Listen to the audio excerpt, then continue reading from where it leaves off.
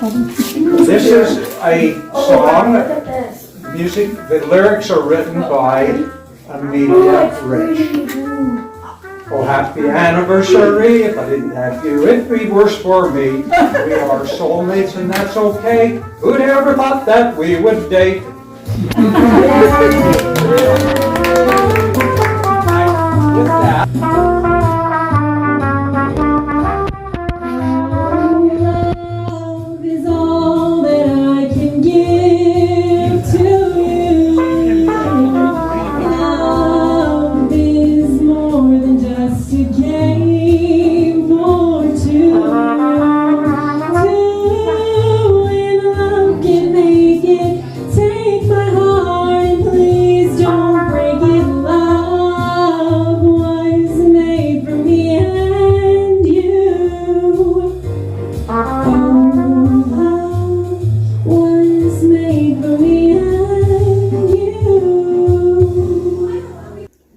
But for those of us who have been married a length of time, it's called the man song.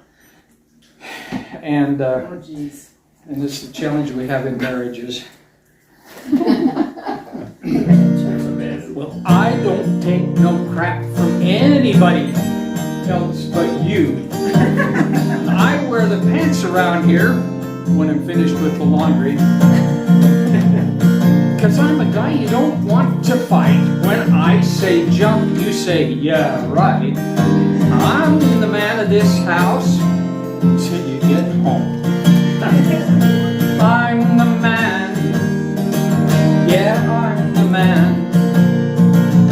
I'm the man of this house until you get home. Zapping my prostate with x-rays. Meeting my girlfriends each day, killing my cancer with rat beams, killing it softly with their beams, saving my whole life is their work, killing it softly with rat beams. Walk hand in hand with me through all eternity. Have faith, believe in me. Give me your hand. Love is a symphony. Who would have believed it could happen to me in this way? I certainly wouldn't. Nancy and I went up skiing and had planned to spend the morning at Solitude, a place I very seldom ski. Likewise, unknown to me, a boy also on his way skiing stopped to pick up a hitchhiker.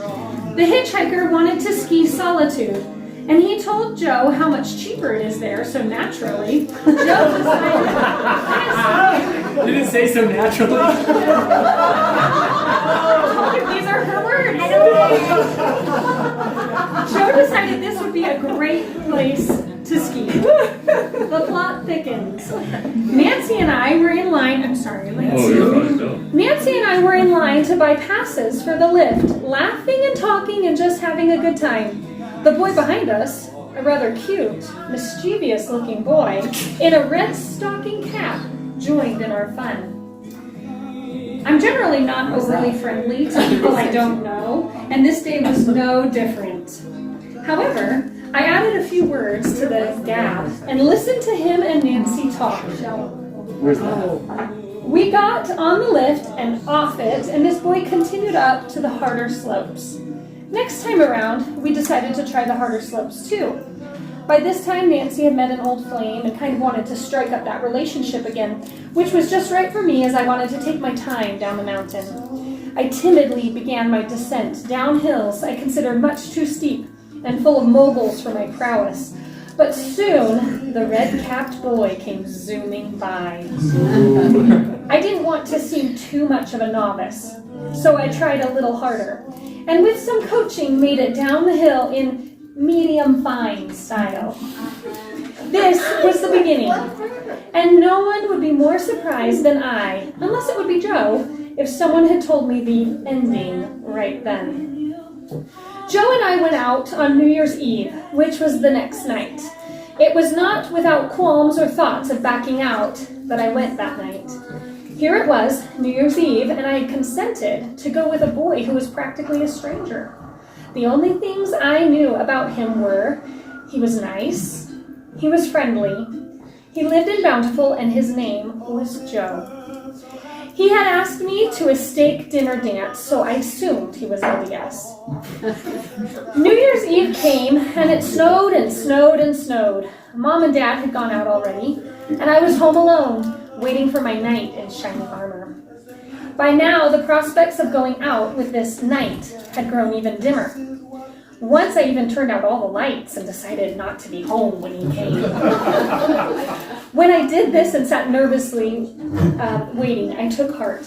It was snowing too hard, and if he came all the way from Bountiful, it would be pretty bad for me to pretend I was not there. So I turned the lights back and just hoped he wouldn't come. Time passed slowly, and he was pretty late, but he finally came, undaunted by the snow. I suggested we stay in Sandy and celebrate New Year's Eve with Britt and Lloyd at their steak dance. We were too late for dinner, and Joe was starved, so I fixed him a sandwich, the first of many. Then we played duets until time for the dance. We drove up toward Britt and Lloyd's. However, the snow was too deep and the roads too slick, so at the last hill we parked the car and walked.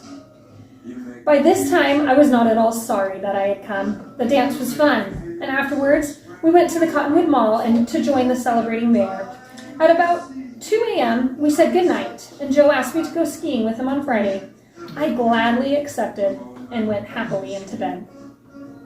We continued dating throughout the winter and spring and on a rather haphazard basis. I never really could predict what day our next date would be on. However, they were usually on weekends, which resulted in two things. My weekends were generally free, so I could date. They were usually on weekdays, their dates with my dad, so I could date another boy that I liked very much. And I also had the idea that our relationship was purely platonic, nothing serious. I just about died when one day, out of the clear blue, he launches out on this conversation. How would you like to be the wife of a dental student? Oh, it would be all right. Why? I'm going to be a dental student. I saw no connection between his first and second statement. However, they both started me thinking, how could they help but?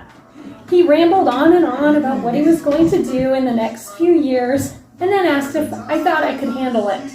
Of course I could, I said, and then tried changing the subject. We hardly even held hands. I was sitting right next to my door. We'd never kissed, even so much as a peck on the cheek. And he was talking about me being a dental student's wife. He had to be kidding. I can't say I completely dismissed this discussion from my mind. Things continued as they were. Our dating was not steady, but we did see each other at least once a week and generally more. Every now and then, Joe would say something like, "I'm going to marry you." I would look at him, get embarrassed, and try to figure him out. In June, Mom and Dad and I went to Norway. When I left, things were so confused and mixed up, I was thankful to leave. This would clear my mind. Norway was fun.